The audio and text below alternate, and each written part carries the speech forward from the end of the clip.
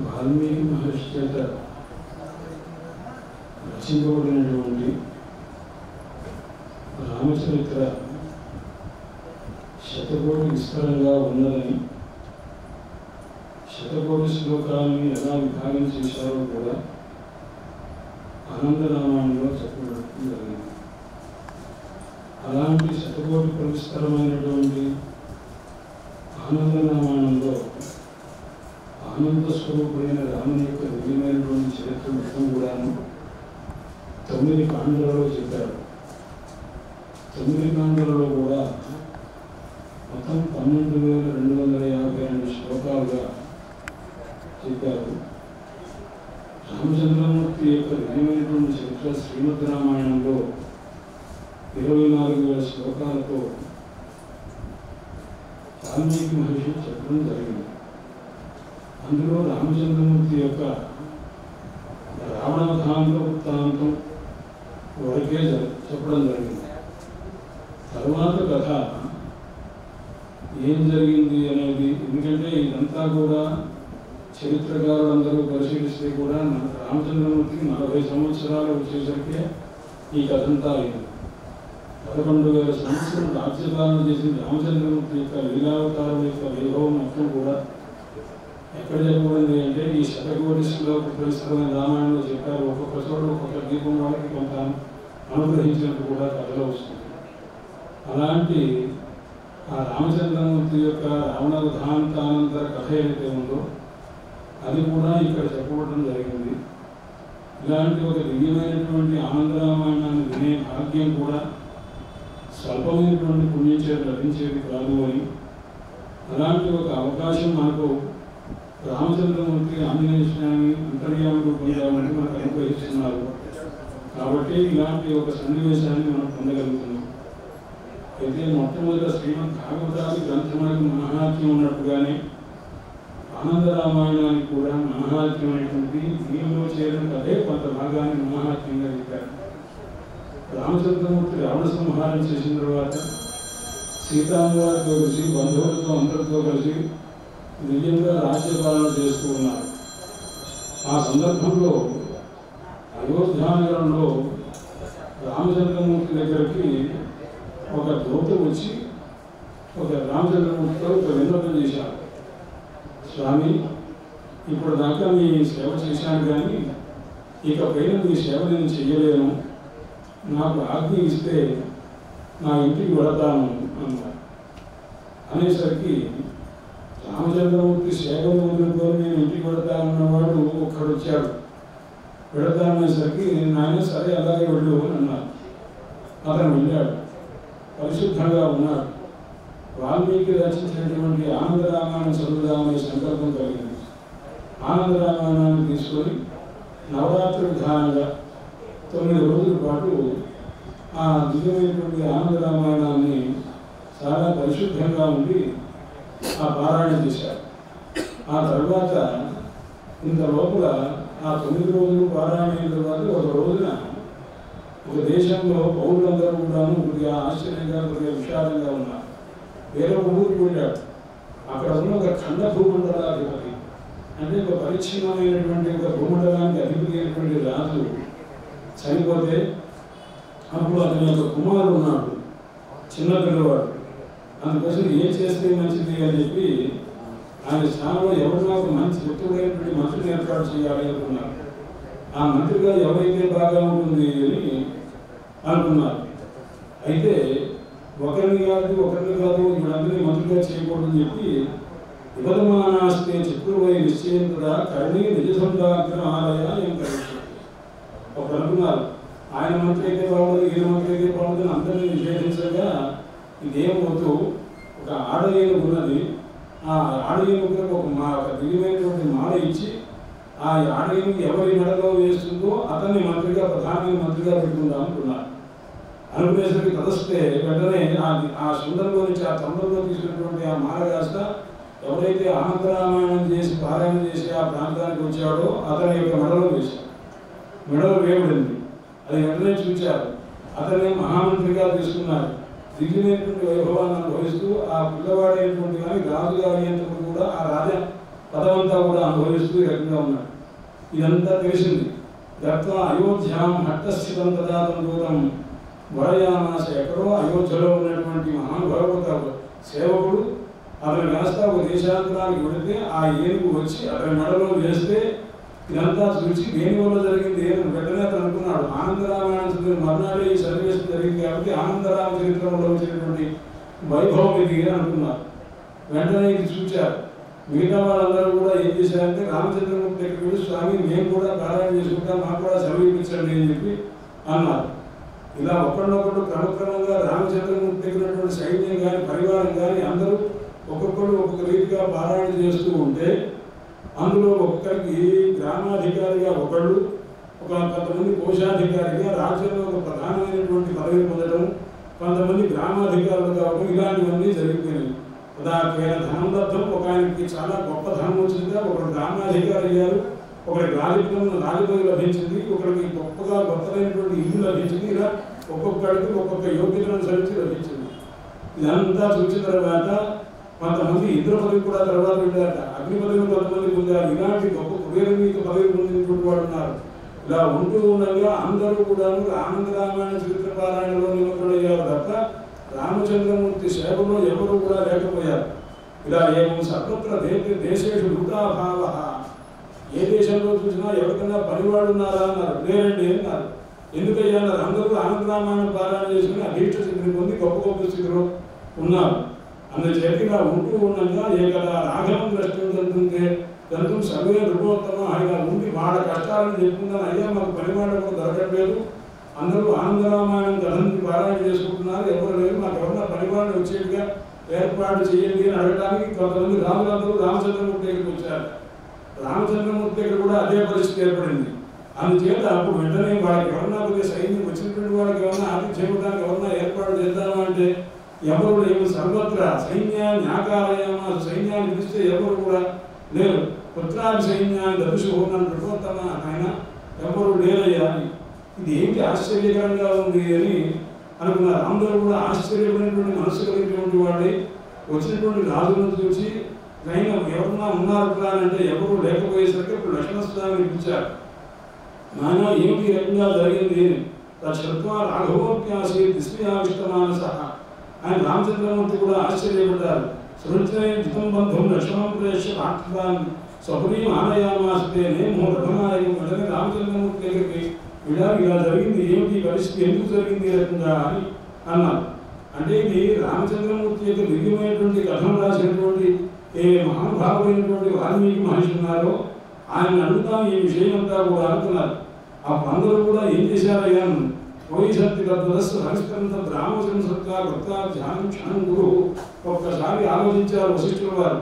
ఆయన సభాపతి విహస్తి రఘునందన్ రామరామ, ఆయన రామచంద్ర వాల్మీకి మహర్షిని దివ్యమైనటువంటి చరిత్రను రాశారు, ఆనందరామ చరిత్రం.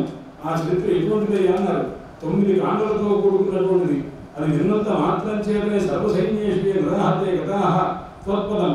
కథ విన్నంత మాత్రం చేత కొంతమంది కథను చదివినటువంటి వాడు, కొంతమంది కథను వినిపించుకున్నటువంటి వాడు, కొంతమంది వీళ్ళంతా కూడా ఉన్నతమైనటువంటి స్థితిని పొందారు.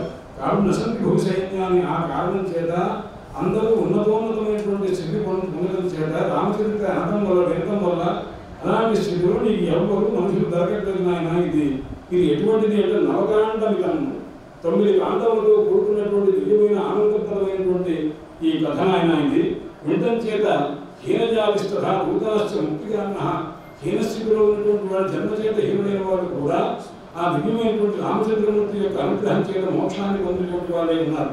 ఇందులో ఉన్నటువంటి 9 కాండలు ఏమిటి అన్నారు. ఒకటి పేరు సారకాండ అంటారు. శ్రీమద్ రామాయణం యొక్క 24,000 శ్లోకముల రామాయణ కథ అంతా కలిసి అది కూడాను అనేక రకమైనటువంటి విశేషమైన కథలతో కూడుకున్నటువంటిది సారకాండ అనే పేరుతో ఉన్నది. దానికంటే ఎవరైతే వింటారో సారకాండ కాండలు విన్నంత మాత్రం చేతనే సంసారం నుంచి మోక్షం కలిగి కృతార్థులవుతారు. ఇక 2వ కాండ యాత్రాకాండ అనేది రామచంద్రమూర్తి చేసినటువంటి దివ్యమైనటువంటి యాత్రలు ఉన్నావో ఆ యాత్రల గురించినటువంటి కథను ఎవరైతే వింటారో అటువంటి వారికి సమస్తమైనటువంటి దివ్యమైనటువంటి ఉన్నతమైనటువంటి ఫలం లభిస్తుంది ఆయన అన్నారు. ఈ యాత్రాకాండ తర్వాత 3వ కాండ యాగకాండ. ఆ యాగకాండ విన్నంత మాత్రం చేత కలిగే ఫలం ఏమిటయ్యా అన్నారు. అంటే అనేక యజ్ఞములు చేసినటువంటి ఫలం ఏదైతే ఉందో ఆ ఫలం యాగకాండ వల్ల లభిస్తుంది. అలాగే వినాశకాండ ఉంది. దానివల్ల కలిగే ఫలం ఏమిటయ్యాడు దివ్యమైనటువంటి సర్కారు భోగంలో అనుభవించేటువంటి స్థితి కలుగుతుంది. జన్మకాండ తర్వాత కాండ. జన్మకాండ విన్నందువల్ల కలిగే స్థితి ఏమిటయ్యా అంటే సంతతి లేని వారికి ఉత్తమమైనటువంటి పుత్ర సంతతి కలిగి వాళ్ళంతా కూడాను చాలా వైభవంగా ఉంటారు. వివాహకాండ తర్వాత కాండ. అది విన్నంత మాత్రం చేతనే యోగ్యులైనటువంటి పురుషులకు యోగ్యులైనటువంటి స్త్రీలు కలిగి భార్యలుగా లభిస్తారు. ఆడపిల్లలకి ఉత్తముడైనటువంటి భర్త లభిస్తాడు అని ఉన్నది. భూమి రమ్యాం స్త్రియం లభేత్. రాజ్యకాండ తర్వాత కాండ. అది ఎవరైతే వింటారో ఆ రాజ్యకాండను కాండం మానవై విలభ్యతే రాజ్యం అటువంటి వారికి రాజ్య ప్రాప్తి కలుగుతున్నాయన రాజ్యకాండ విన్నంత మాత్రం చేత.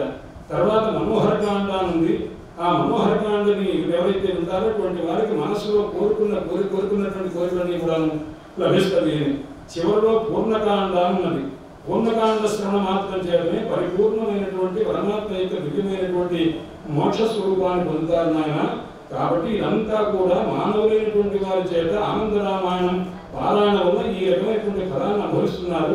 అందుచేతనే నాయన నీకు ఈ రకంగా పరిచారకులు పెంచకపోవడానికి గల కారణం విషయమా అన్నారు. అనేసరికి అయితే ఈ రకమైనటువంటి ఫలం కలుగుతుందా అది అందరికీ కూడా యోగ్యత అయోగ్యత విచారం లేకుండా అందరికీ కలిగితే ఇది కష్టం కదా. వ్యక్తులకు ఈ నియోజక భావం అంటే ఒకరు పని చేసేవాడు పని చేయించుకునేవారు ఇలాంటి వ్యవస్థ అంతా పోతుంది. ఇంతలోపల ఎవరు కూడా యమలోకానికి వెళ్ళేటువంటి పరిస్థితి లేదు. అందరికీ కూడా ఆయన కాస్త ఖాళీగా ఉన్నాడు. ఇలాంటి స్థితి కలుగుతుంది. ఏం చేయాలి? దీనికి ఏదైనా ఒక వ్యవస్థ చేస్తే తప్ప లాభం లేదు అని నువ్వు శూన్యో జాతో వస్తే భూలోక కే అవకాశం లభిస్తుంది. భూలోకం అంతా ఎలా ఉంది అన్నాడు శూన్యమైపోయింది. ఆకాశం ఎలా ఉంది సగం ఎలా ఉంది అన్నాడు నిండిపోయింది. యమలోకం ఎలా ఉంది అన్నాడు ఏమో హరు లేరు. ఆ యమధర్మరాజుగా వచ్చి అసలు ఖాళీగా కూర్చొని ఉన్నాడు. ఇలాంటి స్థితిలో సర్వేషాం తత్వమయ వస్తువును అభిరేకించి విచారయ. అయితే ఎవరెవరి వారి యొక్క లోకపాలకులు వారి పనులు చేయాలంటే దానికి ఏంటంటే వ్యవస్థ చేయాలి కదా అని అంటే అప్పుడు ఆ మాట విని రామచంద్రమూర్తితో నవ్వుతూ వాల్మీకి మహర్షి ఒక మాట చెప్పిన సప్తజన్మార్జితం పుణ్యం.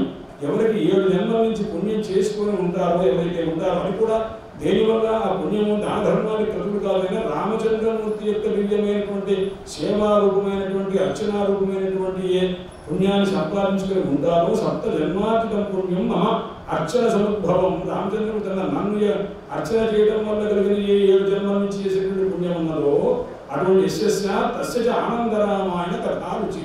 అలాంటి దానికి మాత్రమే ఆనందరామాయణ కథ వినాలి అనేటువంటి ఆసక్తి కలిగి ఉంటాడు అని అన్నారు. అందుచేత భవిష్యత్తు సర్వేషాం భవత్వత్ర కదాచన. కొంతమంది బలాత్కారంగా వింటారు కానీ వారందరికీ పుణ్యం వస్తుందన్నమాట ఒట్టి మాట. అందువల్ల కొద్దిగా రావచ్చు తప్ప అనుకున్నటువంటి రీతిగా మాత్రం రాదు. అందుచేత ఎవరికైతే ఆనంద రామాయణ కథా రుచి అని ఇది రామవచస్కృత సర్వే సంతుష్ట మానస ఈ రకంగా ఆ దివ్యమైన రామచరిత్ర యొక్క శ్రవణంలో కలిగేటువంటి ఆ పుణ్యాన్ని ఒక రకంగా ఫలసంకోచం చేసి పెట్టారు. ఎందుకంటే కొంతమందికి మాత్రమే ఇది 7 జన్మల పుణ్యం కలిగినటువంటి వారికి మాత్రమే ఎప్పుడు ఇది చేశారో అందరూ ఇప్పుడు దేవతలంతా కూడా యమధర్మరాజుతో సహా తమ స్థానాలకు వెళ్ళారు. శతకోటితమైనటువంటి 100 కోట్ల శ్లోకములతో కూడినటువంటి ఈ రామాయణం ఏదైతే ఉందో అది ఎవరు చెప్పారు? శ్రీనోక్తం ఆనందాక్షరం సుఖం. ఇది పార్వతీదేవికి పరమేశ్వరుడు ఉపదేశం చేసినటువంటి మహా దివ్యమైనటువంటి కథ ఇది. వదిపుత్ర కశ్చిత్ వేశ్వరి ఆయన ఈ భూమండలంలో కలియుగంలో కానీ దాపయుగంలో కానీ ఎవరో ఒకరు కొంతమంది మాత్రమే అందు బహునా జన్మనామంతే జ్ఞానవాన్మా ప్రవశ్యతే అని గీతాచార్య వచనం లాగా ఆయన ఎంతో పుణ్యం చేసుకుంటే ఎవరికో ఒక్కడికి మాత్రమే జ్ఞానం లభిస్తుందన్నట్టుగా అనేక వేల మంది ఉంటే లక్షల మంది ఉంటే అందులో కొంతమందికి మాత్రమే ఆనందరామాయణంలో ఆసక్తి భక్తి ఉంటుంది. రామ అంటే నా భూమ్యాం సకలాలోగా వేసింది. ద్వాపరంలో కానీ కలియుగంలో కానీ అందరూ తెలుసుకునేటువంటి అవకాశం లేదు. సప్తజన్మార్జితమైన పుణ్యం ఎవరికైతే ఉంటుందో వారు మాత్రమే రామకథను దివ్యమైనటువంటి ఆనందరామాయణాన్ని వినగలరు. అందు సహస్రేష్ నరకశ్చిత్ సప్తజన్మ సుపుణ్యవాన్. వేరంలో ఒక్కడు మాత్రమే మహాపుణ్యం కలిగిన వాడు ఆనందరామాయణ కథను వినగలుగుతాడు. వీళ్ళ స్తోత్రం నచాపడ దినే పాపచేయాలని ప్రకృతం నర పఠే శ్లోకమపి భక్త్యా. ఒక శ్లోకమైనా సరే ఆనందరామాయణంలో ఆ శ్లోకాన్ని ఎవరైతే చదువుతాడో అటువంటి వాడు సమస్తమైనటువంటి పాపములను పోగొట్టుకున్నటువంటి వాడే రామచంద్రమూర్తి యొక్క అనుగ్రహాన్ని పొందుతారు అని ఆనందరామాయణం అత్యంతమైనటువంటి ఉత్తమమైనటువంటి ఎందుకయ్యా అన్నాడు. చంద్రచూడస్తే ముఖేన కీర్తనం సాక్షాత్తు ఆ పరమేశ్వరుని యొక్క ముఖము చేత ముఖం నుండి అనుభవించినటువంటిది. అది రామచంద్రమూర్తి యొక్క దివ్యమైనటువంటి కథ. అది ఏమిటంటే జన అఘనాశనం సమస్త జీవుల యొక్క పాపాన్ని పోగొట్టేటువంటి నానా విచిత్రమైనటువంటి శ్రేష్టమైనటువంటి కథలతో కూడుకున్నది. ఈ కథ రాసింది ఎవరైనా ధన్యస్వ వాల్మీకి. ఆ వాల్మీకి మహర్షి మహాధన్యుడయ్యా, కవీశ్వరుడయ్యా. రామాయణాన్ని శతకోటి సంహితమైనటువంటి రామాయణాన్ని రచించారు, అది విస్తరంగా చేశారు. అందులో సారం కథితమయ్యా కదా నాయన. అలాంటి నిజమైనటువంటి కథను సారరూపంగా నేను ఇందులో చెప్పాను. ఆనంద రామాయణం మహా ఉత్తమమైనటువంటి. ఇందులో ఏ విషయం ఉంటాయో జానకి క్రీడల కౌతుకం, సాక్షాత్తు సీతామ్మవారి యొక్క నిజమైనటువంటి క్రీడలతో కూడుకున్నటువంటి కథ చెప్పారు. ఇది కాకుండా ఈ శతకోటి ప్రవిష్ట రామాయణంలోనే అద్భుత రామాయణం ఒక రామాయణం ఉంది. ఆ అద్భుత రామాయణం సాక్షాత్తు ఎక్కడైతే వాల్మీకి మహర్షి శ్రీమద్ రామాయణంలో ఒక మాట చెప్పారు, సీతాయా చరిత్రం మహత్వం అని. సీతాదేవి యొక్క మహత్వం గొప్పదైనటువంటి చరిత్ర అన్నారు. అది తీసుకుని ఆధారంగా తీసుకుని సీతా చరిత్ర యొక్క మహాత్మ్యాన్ని గొప్పతనాన్ని తెలియజేస్తూ రామచంద్రమూర్తి దశకంఠవధ చేస్తే సీతామ్మ వారు శతకంఠవధ చేశారన్నమాట. అందువల్ల రామచంద్రమూర్తి నేను దశకంఠవధ చేశానని ఒక ఆనందంతో మధ్యవాహులు స్తోత్రం చేస్తుంటే ఆనందపడ్డారట. అప్పుడు సీతామ్మ వారు పక్కన ఉండి నవ్విందనమాట. ఎందుకు నవ్వా ఉన్నారు? ఏం లేదు రండి ఏమన్నది. తర్వాత ఎప్పుడైతే రామచంద్రమూర్తి వధ చేయడానికి సావకాశం లేనటువంటి ఆ శతకంఠవధ ఆ మహాతల్లి చేసిందిట. అందుచేత ఇదంతా కూడా అద్భుత రామాయణంలో సీతాదేవి యొక్క మహాత్యాన్ని చెప్తున్నారు. ఇదంతా కూడా శతకోటి పురస్కరణ రామాయణంలో ఒక్కొక్క చోట ఒక్కొక్క విషయాన్ని ప్రస్తావన చేస్తున్నారు అన్నమాట. అందుచేత ఈ సందర్భంలో ధనాన్ని ధాన్యాన్ని ప్రశంస మానవ శ్రీరామచంద్రస్య వదం ప్రయాంతి. రామచంద్రమూర్తి యొక్క దివ్యానుగ్రహాన్ని పొందేవారు ఉంటారు. ఎవరైతే ఈ కథను వింటారో ఆనంద రామాయణం ఏట వృత్తం శృణ్వంతి గాయంతి వదంతిగా అపరాన్ని కుర్వంతి పారాయణ మాతరాచతే. ఎవరైతే వింటారో, ఎవరైతే గానం చేస్తారో, ఎవరైతే చెప్తారో, ఎవరైతే పారాయణ చేస్తారో అటువంటి వారు సమస్తమైనటువంటి పుణ్యాన్ని పొందినటువంటి వారి యొక్క కాదలుగుతారు నాయన అని చెప్పి అన్నారు. ఆ తర్వాత ఇది మొత్తం ఎన్ని సర్కలు అన్నారు. మామూలుగా అయితే శ్రీమద్ రామాయణం 550 సర్కలతో ఉన్నటువంటి. ఇక్కడ అలా కాదు. 9 ఖండాలలో కూడా నవోత్తర శతై సర్కై 109 సర్కలతో కూడుకుంది. రామచంద్రమూర్తి యొక్క దివ్యమైనటువంటి కీర్తనతో కూడుకున్నటువంటిది. ఇది ఒక్కొక్కటి ఎలా ఉంటుందయ్యాడు, ఒక్కొక్క కుసుమం అనుకో, ఒక్కొక్క సర్కని, అలా లేదా ఒక మణి అనుకో. అలాంటి 109 మణులతో కూడుకున్నటువంటి ఒక దివ్యమైనటువంటి మాలికయ్య నవోత్తర శతై సర్కై రామ